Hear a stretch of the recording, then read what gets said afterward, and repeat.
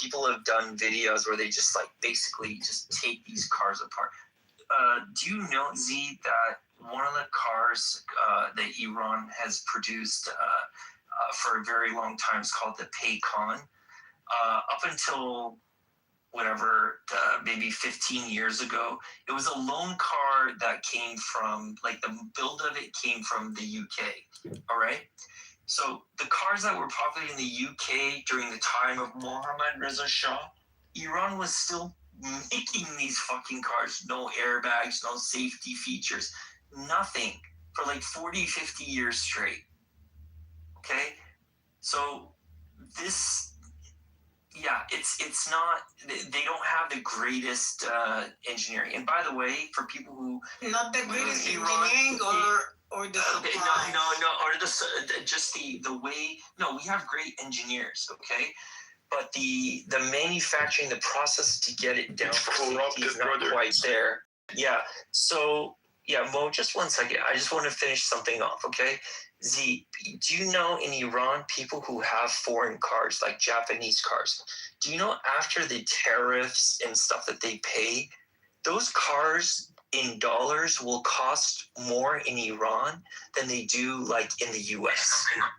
That's like, if you see somebody like that has like a BMW or something in Iran that has all that safety features and whatnot, that person has to be a fucking rich individual in order to be able to afford that.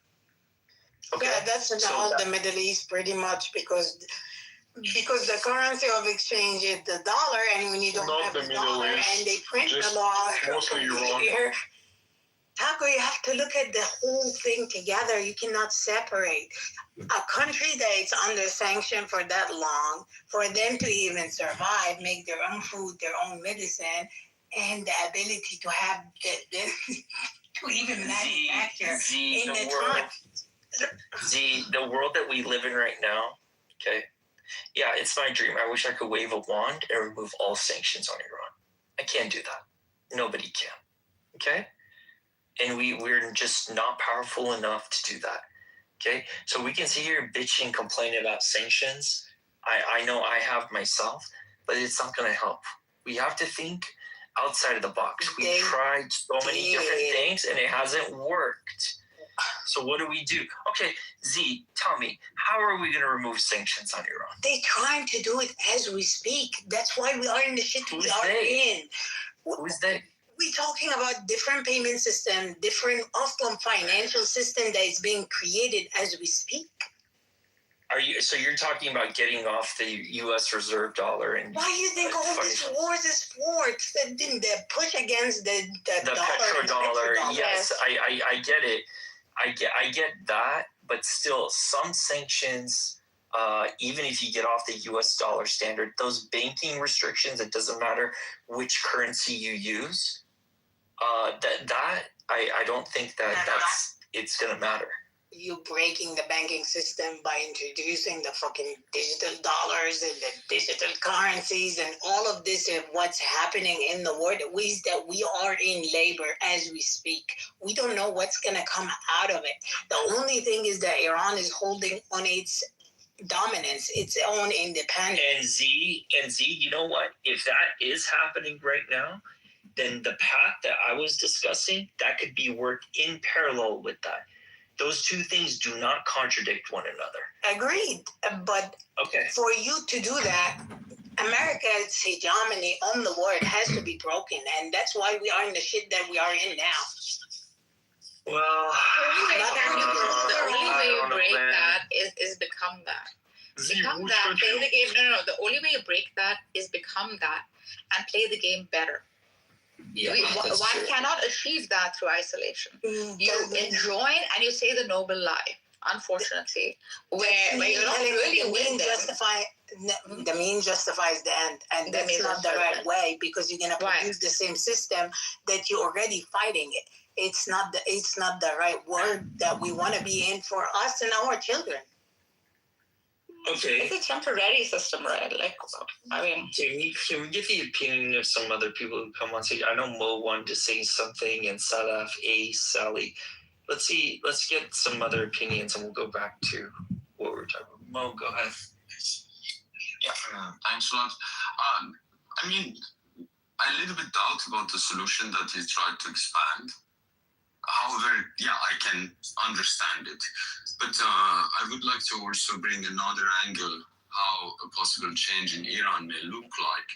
I think up until the time that the message of any revolution, any future revolution in Iran is antagonizing and do not give up the right of the other part to exist, like Muslims or even pro-regime supporters, that cannot happen. I think my idea about any revolution in the future is something that happened in South Africa, something that we never forget, but we forgive. And we include those who have maybe a national pardon. We include, and it becomes a very inclusive change that give us as Iranian opportunity to have a fresh start. And this is an important part, regardless who is sponsoring it or how we have to sponsor a change in Iran. I think the message for a change is important. And that's why, for instance, personally, I cannot support those who support military campaign or Pahlavi at the moment, because they are not inclusive. Their understanding of the political realm and life of people in Iran is so limited to part of Tehran, and it doesn't include not from Tehran too. But a few years ago, I made a trip after the Zanzan Yazidi to Iran, back with the family. Tehran is like probably the hijab is gone, but when you go 100 kilometers to another city like Kashan or something, you see the proportion changes. And I just wanted to emphasize on a message for a change and future of Iran that has to be inclusive and some maybe South African type of movement. Thanks so much. Yeah, and to echo what Mo was saying, there's a really good book called The Iranians by Sandra Mackey. If you guys ever read this, my uncle gave it to me like when I was in high school. I read it probably 3-4 times. And one of the things that she describes in there is that one of the downfalls of both Reza Khan and Mohammad Reza Pahlavi was not taking the clergy seriously. Okay? When you have to realize in any country, when you have a portion of your population that's very religious, they look at your politics, okay, but they don't answer to you. Ultimately, they answer to their God. And there are a lot of them are willing to die for those beliefs. So in order to have the future of Iran, it has to be respectable, like Mo said, to even those religious peoples. You have to be able to be tolerant and respectful to people that you vehemently disagree with, whether it be by your religion or your politics or your ethnic groups, whatever. If there's not that level of tolerance, then Iran, as it stands now with its current borders, will not be able to survive. That's my opinion. Hi, Amrose. Welcome. Hey, guys. This is Magus here. Put me in your queue, Dr. Taco and Dr. Narges. I got you, Magus. Look, we're just going to go down on the order. Ace, are you there? Okay, looks like Ace is in there. All right, let's go to Sally. You guys go ahead. I'll jump in. Okay. All right, thanks, Ace. Okay, Sally, are you there? Yeah. Can I talk? No. We're gonna go on. Luca can go first. It's all right. Okay, all right. We'll go to Luca then. Go ahead, Luca. Yeah, I was just wondering because I'm just looking at the broader picture, right? And Iran is Iran. Africa's Africa. So I don't know. I'm not Arab. But obviously, I used to just think Iran to just Arabs because we just, you see.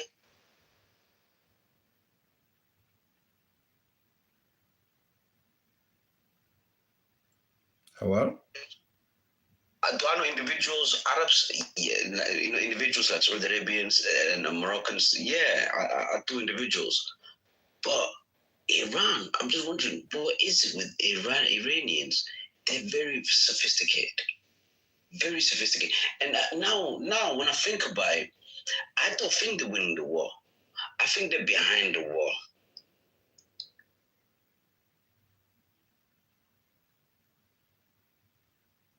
Thank you. All right, let's go to Magus. Magus.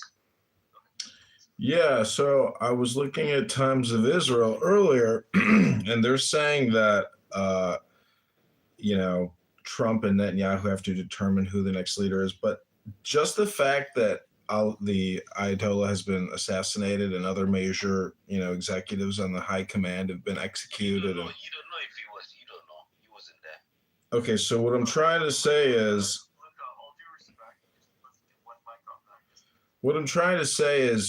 even just based on my analysis of the news, if the news is even accurate, I'm just trying to say that it seems like, this settles old scores. And, I don't think a land invasion is happening. I don't think, like a massive multi-pronged attack. Like they have been pulling off like top secret James Bond covert operations. And the three major operations, one is in Venezuela, the other is in Lebanon, and then the third is now in, Tehran, Iran, and other cities in Iran. But they have like avoided, the type of total invasion like Afghanistan and Iraq. I don't know if they watched. Stay on mute until Magus is done. So, in summary, I'm just trying to say that all the genocide speak, all the apartheid speech, all the racism, bigotry, and all the complaints that I've heard on this app and on X, you can't at least marvel at the executions of these operations. But again, this is whether or not these people are really getting killed. And obviously, a lot of people are dying.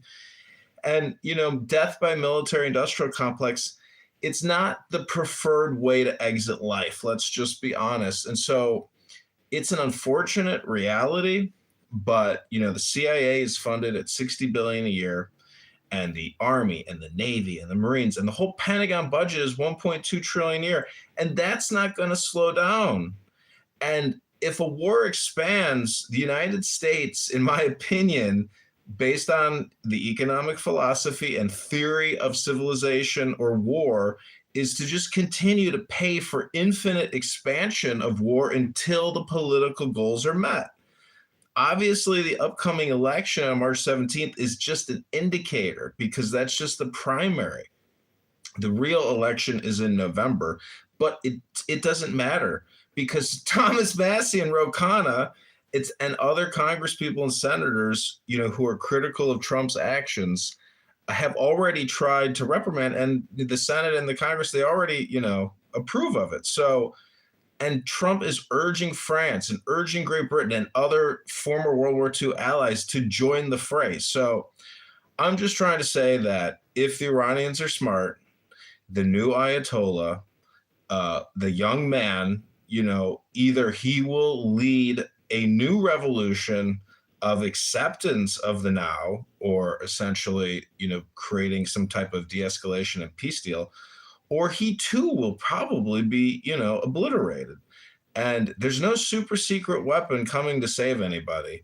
And, they're already refilling and refueling and preparing for the next wave. So, and they're not broke, and they have the ability to borrow and spend to fund and resupply and buy and keep that stock market high. And, they're worried about terrorism. They're worried about, gas prices and things like that. Anyways, I'm just saying the powers that be, if Iran and the people of Iran can somehow pull it together and say, you know what, we would rather be friends with America than America's. We already assimilated so many countries that to resist the board now is futile. Hello? Yeah, thank you for the Star Trek reference. Resistance is futile. Emrose, welcome. Mike is on you. Emrose, are you safe? Yes. I should not speak right now because I would tear that person into pieces. So, no. No, your voice is valued on the stage, Ambrose. A little piece of supremacist cunt. Do you understand that people are living this reality? You sit here and you rejoice at the fact that America is fucking all strong. Do you think it's a good thing? Vanity? Have you ever heard the story of Narcissus? This is how you will end up self-imploding. And please understand, two of the people, at least that I know of on this panel, are terrified of families that are currently there. Acid rain is not power, you motherfucker. It's evil. I don't know how you can listen to this, Taco. Seriously, Nargis, I'm sorry. Nobody should have to listen to a motherfucker talking like that about his family being in fucking danger. Who the fuck do you think you are? Who the fuck do you think you are? This is your tax dollars paying to make it rain acid on a city of millions of people. Did you hear what Trump said yesterday? Death and fury. Literally saying, I will create conditions of life aimed at the physical destruction of a population in whole or in part. And if somebody somewhere down the line says there's no fucking intent, do you not see where this is going? I can't. Jesus. Okay. Thank you, Ambrose. Okay, good. Yeah, go ahead, Sally. I appreciate it.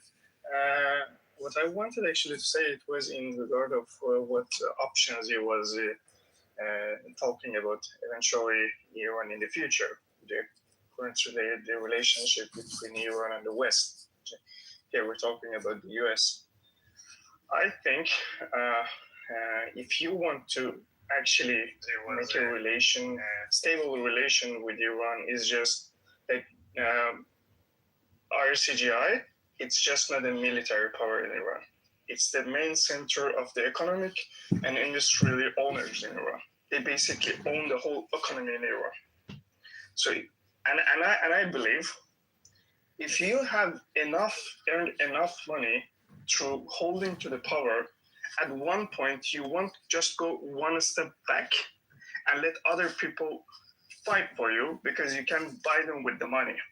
So I believe throughout these last 47 years, there are a lot of RCGI and inside military people in Iran that they changed their position to become a powerhouse and families that are currently there. With the money that they call it. Is not power, you if US motherfucker. wants to actually make a change in Iran, I mean, like having a relationship with them, making sure that this, whatever is in Iran is in power, wants to have a connection with them, they have to hit those people. The people that were Swedes and actually running Iran behind the cover. I don't know who they are, but most likely the best intelligence organizations in the world know or have a good assumption who is these people. My idea is that whatever changes happening in Iran is something that kind of been supported from a group of the powerhouse in Iran, who a theocracy government just limits their money making. So this whole chaos was kind of also I know this maybe sounds like conspiracy theories. I have no proof of this, but I believe that people that was actually in the power in Iran, they just hit the limits of their money grabbing potential. And he was actually making a good point. If Iran become a good, if Iran have a good relationship with the West and all the sanctions go away, just imagine how much money they can make. Do you think you can encourage somebody to have a good relationship with you when you bomb them and you kill them and you destroy everything they know? Like, think about it. Do you have a good relationship? No, Iran didn't. The regime did a lot of bad stuff. But the regime is not the Iranian people. And right now, the people suffering the most are the Iranian. Yeah, but that's 20 to 30 million enemy combatants. The IRGC has 20 million active soldiers prepared for war.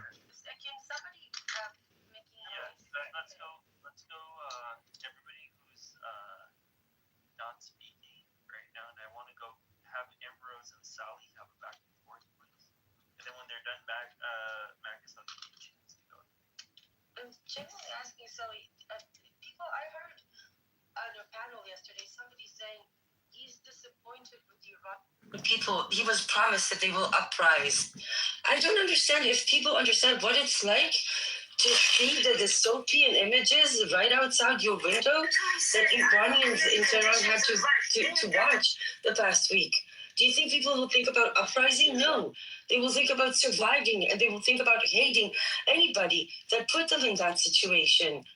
I mean, what do you expect them to say? Oh, you were so kind to me by bombing me and ruining everything that I know. I will now like to be your friend. Rose, don't misunderstand me. I fully denounce this war. I don't want anyone bring my country democracy with the bomb, which is just false. Democracy doesn't exist in the West. I don't want any of that, and I know it's the people that pay the price of this war. But for the people in power, neither in Iran or US, they doesn't care about us. All they think is how I can make the potential positions to make even more money. As I say, what is she? No, but what is she? What is she? What's she? What do you mean? What do you mean, Luca? Can you ask? Yeah, look, I don't know what you meant by. Listen, a war is just two opposing funeral services. It's not total war. It's all a bluff. It's just a bluff. Nobody wants to destroy nobody. And the truth is, it's a funeral procession. And you guys are taking it into a megalomaniacal drama of epic proportions. You know, control your screeching and learn how to do some transcendental meditation. And maybe, you know, you won't have so much personal anxiety and conflict and friction in your life. Hello? Every word that you say, every word, every time you open your mic and you guys, one mic on me for a second. 1 second, Sally, please. Okay? We're not going to do 8 people talking at the same time. All right? When I call on you, please speak. Please keep it brief. And we'll have a back and forth. Okay? So let's go for Sally for 60 seconds. California was like 8, 9, 10, 11, 12, $13 a gallon. Marcus or Emeralds that want to reply, 60 seconds, okay? Go ahead, Sally. I appreciate it. I just finish what you were saying. Every time you say something, it just shows me how much ignorant you are about what's happening in Iran, what's actually the nature of this conflict, and what's actually true. Okay, you're just someone that just watch all the news and believe everything they say. But back to my point, and I actually want Taku or anyone that has more knowledge into this, just enlighten me more, because as I just said. And I was come to just making adding. I tried to enlighten you by saying, you know, do some meditation. But I'm not a TV dummy like you think I am. You're projecting. You're not dumb, brother. You're not dumb. You're trying to wrap it up. I appreciate it. Go ahead. I just want you to know your opinion about this idea that yes, RCG is the main economy powerhouse in Iran, not just the military, and how that can eventually connecting to the people that actually running RCG, the showrunners. Like for example, I'm not sure, but for example, let's say Larijani and his family and his circle, those are people that was in the circle of the supreme leader, and the amount of money that they summed up throughout these years is just huge. And they have a lot of money that they maybe don't know what they want to do with those money for the future. Okay, I think I understand your question. I'm going to defer answering it to Mo. I think Mo might have a good answer. Mo, go ahead. 2 minutes to answer Sally's question. Yep. Actually, denying corruption in Iran is absolutely wrong.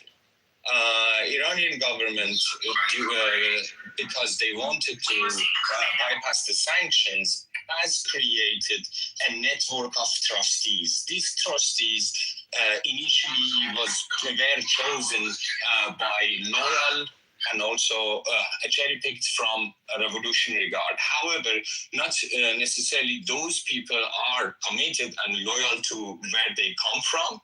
And that that problem also exists. I do not entirely blame that part to the sanctions. However, I believe sanctions played a role in exacerbating the corruption in the system. So part of more pre-revolution, part of initially revolutionary guard members were cherry-picked and picked to take over certain deals.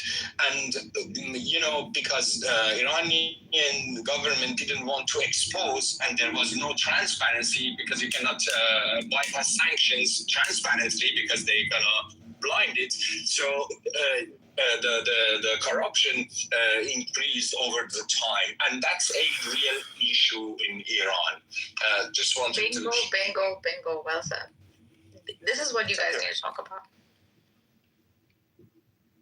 Bingo, bingo, bango. We haven't even gotten to Rumi Jalal al-Din. When do we get to the Rumi poetry, the good part of the show? You're funny, Magus. Okay, I want to hear for some new voices. Let's go to Amir. Amir, are you there? Yeah, hello guys. Hello, Amir. If you'd like to speak, 2 minutes on you, uninterrupted. Go ahead, Amir. Yeah, sure. First of all, I can hear some voices that say, actually stop this war. It's acid rain on the head of people. But, this decision has been made. This regime, this Islamic terrorist regime should go. And Israel and US taken this actually. Remember, you remember 2 minutes. He gave you 2 minutes. Only 2 minutes. Okay, remember me. Hey, Luca, please. Okay, why are you interrupting me? I can actually understand. You always forget me. You always forget me. Okay, please shut up. And this decision has been made, and they know what are they doing. The reason that they are going to Iran to actually attack Iran is not just actually saving the Iranians from this pathetic regime. It's not that's it. It's because Iranian people is the only nation in the region that are not have not tied with Islam in compare of other countries in the Middle East. And Israel, especially Israel, know that people in Iran, not all of them, at least 70%, about 60 million of them are actually Iranians through Persians. And they want actually to be back on Israel. And Israel know that, and Israel wants this ally in the region. And this decision has been made. Those who are actually saying this war is not good for people. People want that. People want to get rid of these bastards. Okay, let me moderate this. Amir, I'd like to moderate real quick so people understand what you're talking about. To you, personally, what does getting rid of the regime look like, okay? The regime consists of Sepa, Artesh, the clergy that are running